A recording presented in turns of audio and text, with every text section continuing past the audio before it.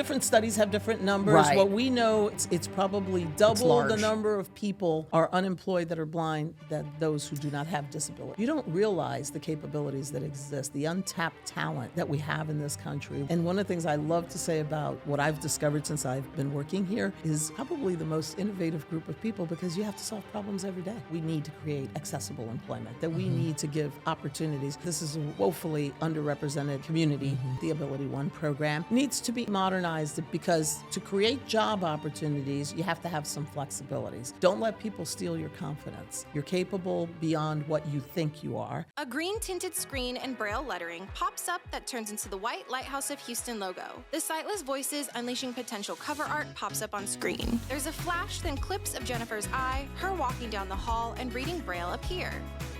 A montage of clips from episodes of the podcast begins with Jennifer talking to our guests and smiling.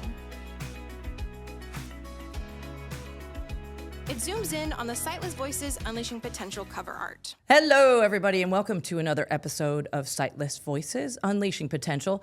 I am your hostie with the mostie, Jennifer Parish.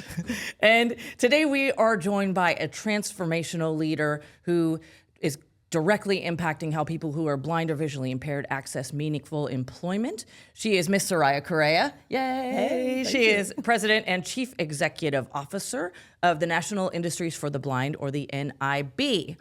So y'all, NIB leads a powerful network of over 100 nonprofit agencies that are all focused on creating opportunities for people who are blind or low vision.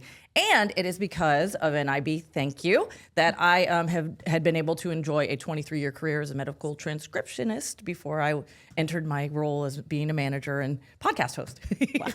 So, but under Soraya's beautiful leadership, NIB partners across industries and government to expand and to get competitive quality jobs or career paths through programs including AbilityOne. Okay, so before we get going, we are going to, as usual, describe our set for the blind listeners. We're sitting in blue chairs with wooden tables beside us, and behind us is a white brick wall, blue lights, and a neon lighthouse sign. All righty. Hi, Soraya. Hi, Soraya. Jennifer. Thank you for having me. Very nice to have you here. So welcome. To start, could you tell us a little bit about yourself, your connection to the blind and low vision community, and your path to the NIB? Sure. So I retired from federal service in July of 2021. I spent 40 years in federal government service. Wow. With my focus was in acquisitions, but I worked both sides of the table, meaning I was a contracting officer at some points, and I was also a customer of the procurement organization. But I rose to the ranks of senior executive. In fact, my last job, the last 6.5 years of my career, were that of chief procurement officer at the Department of Homeland Security. Nice. So subsequent to retirement, I did a little bit of consulting, worked for the National Contract Management Association because I am an expert in procurement. And then a headhunter called me, they were looking for a chief executive officer for the National Industries for the Blind. And given my background, they invited me in for an interview. I wasn't sure that I really wanted to get back to full-time work. And I will tell you, just the thought of being able to help others, to continue my career of service, and just meeting the people that were on the selection committee just influenced me to come here and be a part of the National Industries for the Blind to support the employment of individuals who are blind, because all too often we tend to forget certain members of our society. Yeah, and we're big. I've always had a service orientation. That's probably why I spent 40 years in government and worked at various agencies, including the Department of the Navy, the General Services Administration, NASA, Immigration and Naturalization Service, and then, of course, the Department of Homeland Security, where I was there for basically almost 20 years. I was there from the day they started it. So love it. Yeah, and NIB and the contracts that we get, that y'all get, have direct relationships with some of these organizations. Exactly. So that's great. So for those who don't know, can you tell us what NIB, or the National Industries for the Blind, actually is, and then your mission and top priorities? Sure. So the National Industries for the Blind is one of two central nonprofit agencies that engage in a public-private partnership with the government agency that oversees the work that we do. That's the AbilityOne program.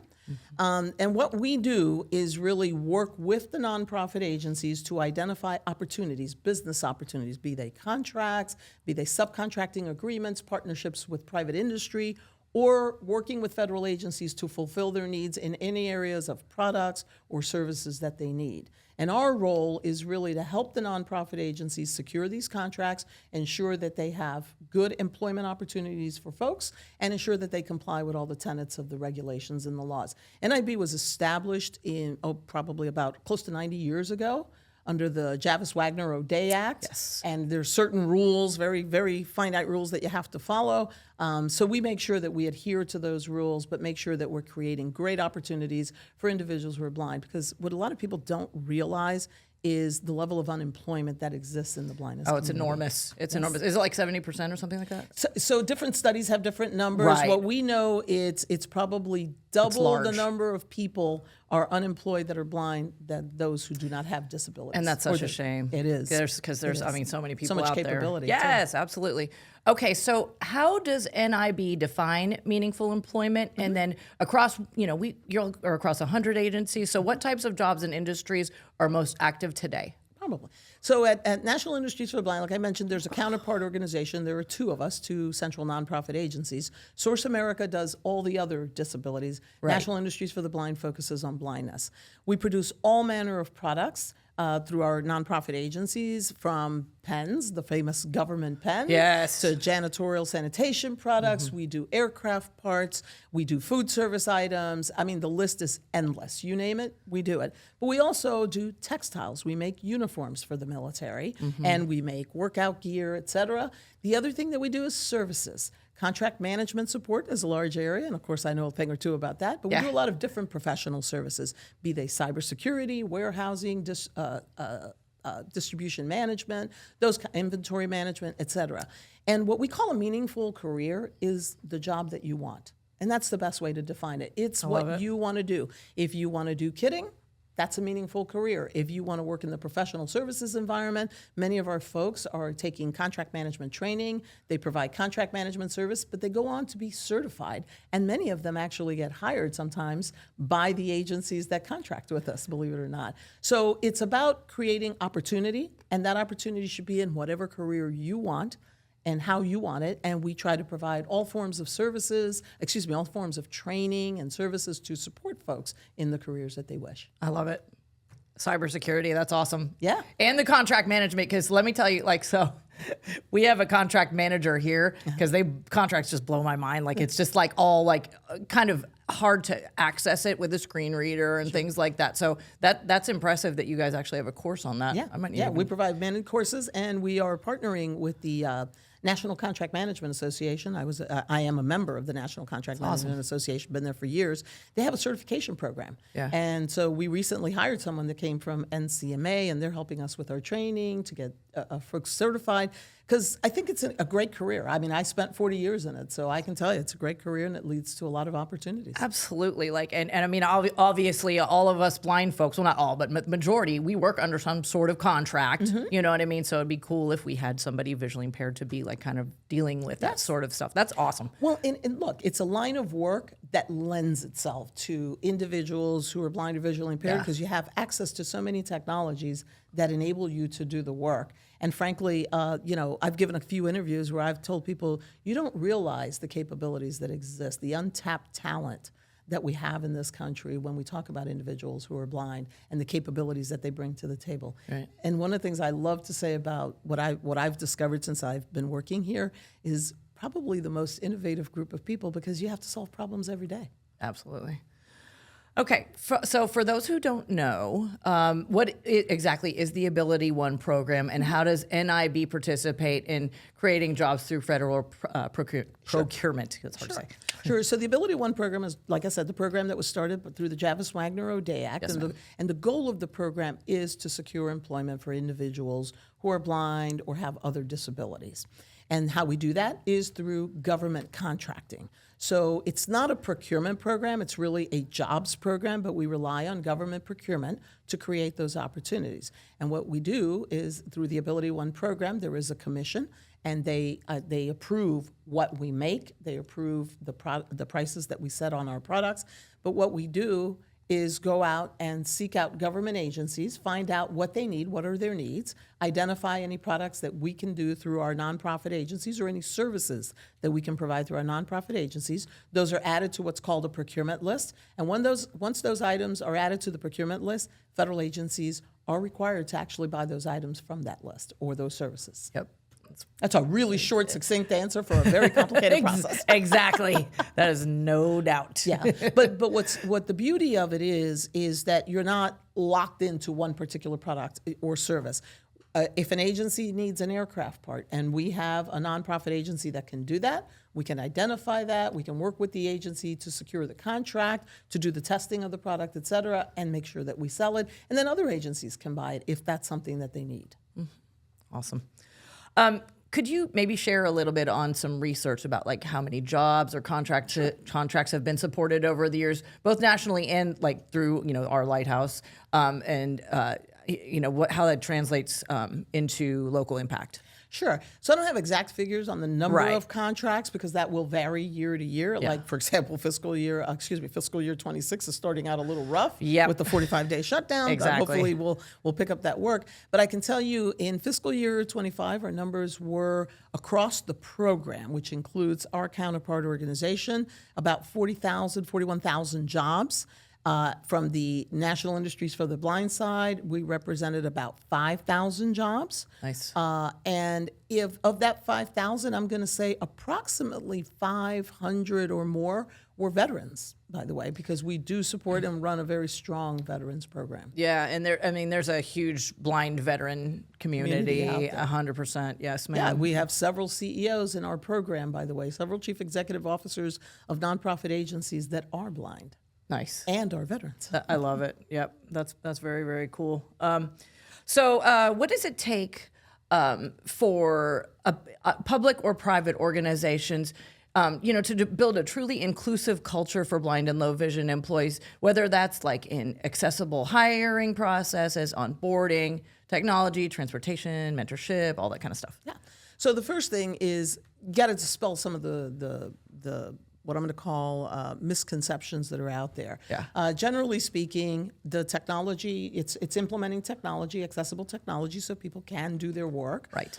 And sometimes there are some minor investments that you might have to make for accommodations. Generally speaking, there was a study done, and I don't remember who did the study, but on average, the investment is about $300 per person, if that much, if you have to invest that much, because again, it depends on the nature of the work. But typically, it's about training the individuals, providing them accessible tools that they can use, the software that they need, the products that they need to get the job done, and then it's wanting to hire them. And what we found is folks are readily available to work. Sometimes transportation can be an issue. That's probably one of the larger issues that we see in the community. But most employers will help and adapt and identify ways to support people in the transportation needs. Nice. Yeah, when I changed careers to become a manager here, the hiring process was very different, and we use Paycom now, which is very accessible for blind, low vision. Yes. And I was like, holy moly, I can sign my own offer letter. There you go. Look at that, and fill out the application myself. Like I didn't need help, and that I'm smart enough, but I can't see it when you know what I'm saying. So it's beautiful how far the accessibility has come along. So one of the things that we have a training program. We call it Insight. We stood it up probably about roughly 4 or 5 years ago. Yeah. And the goal of that program is to help people find employment, to marry up employers with employees. And this is not just federal, this is across the spectrum, across the private sector. So we run a job board, which is now free to our nonprofit agencies.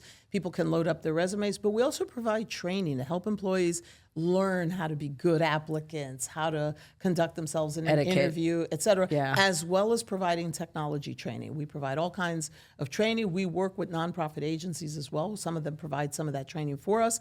But we also provide technical skills, such as IT skills, getting IT certifications, information technology certifications, contract management, of course, and other training. Because our goal is if anyone wants a job and they need help, that's what we want to do. We want to support anybody out here who's blind who's looking for a job. Absolutely.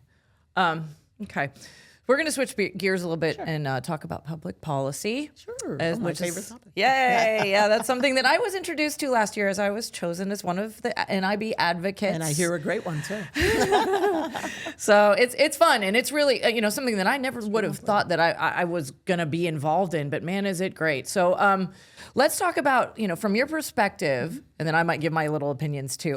What policies or topics or legislative efforts need attention right now to strengthen accessible employment? Sure. So first of all, we need, just in general, that reminder to everyone that we need to create accessible employment, that we need to give opportunities, because as I said, this is a woefully underrepresented community that we're talking about.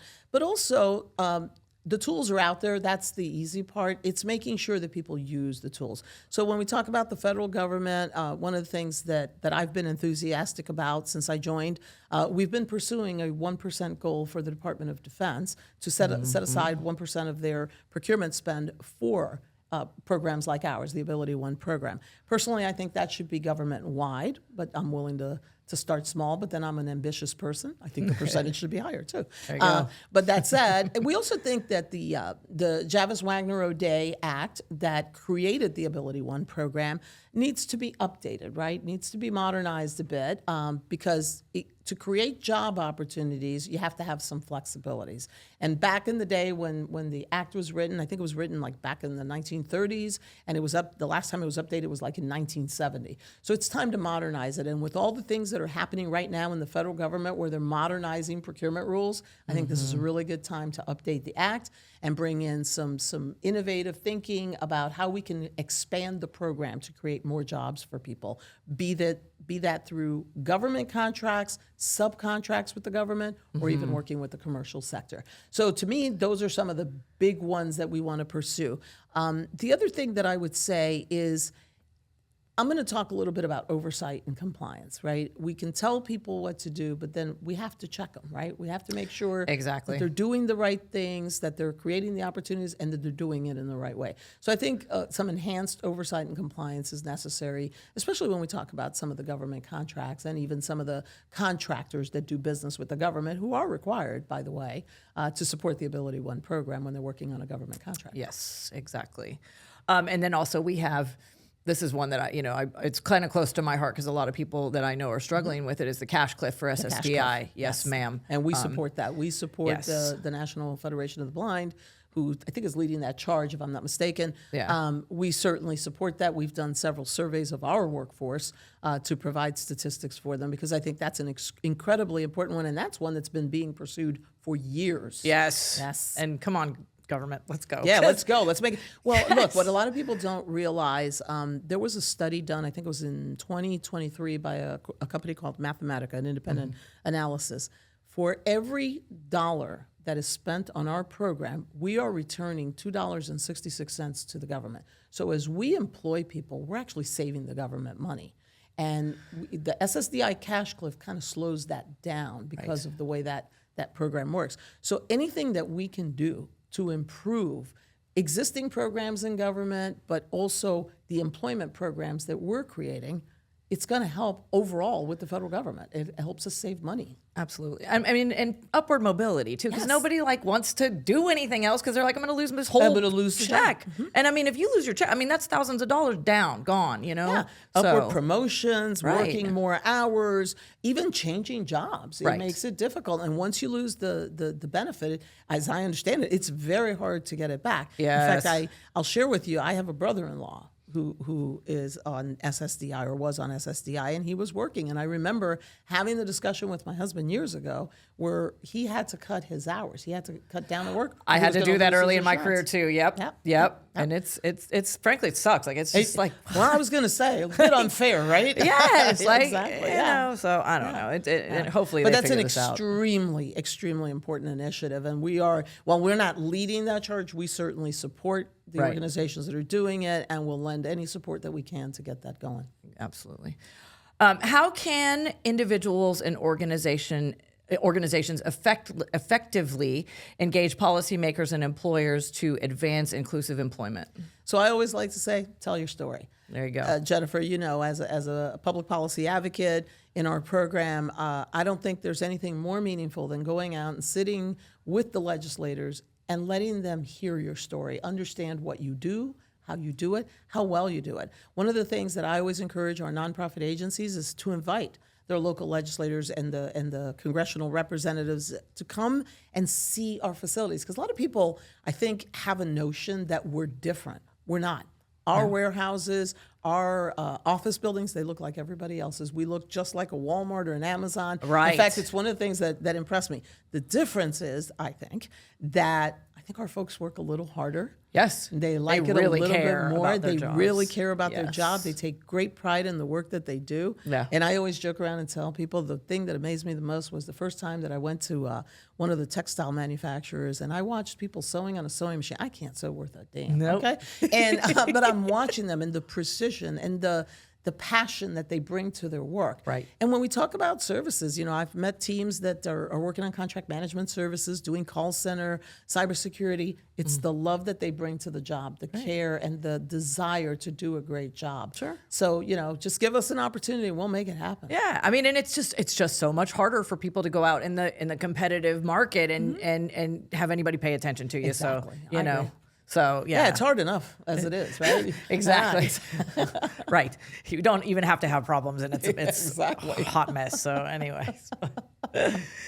All right. So, what should employers know about partnering with NIB and local agencies to build excessive pipelines? For hiring and retention. We're here. We're available. We bring a great workforce to you that has a lot of capabilities. All you got to do is partner with us. We will work with you. We love doing a little bit of everything, be that products, be it services.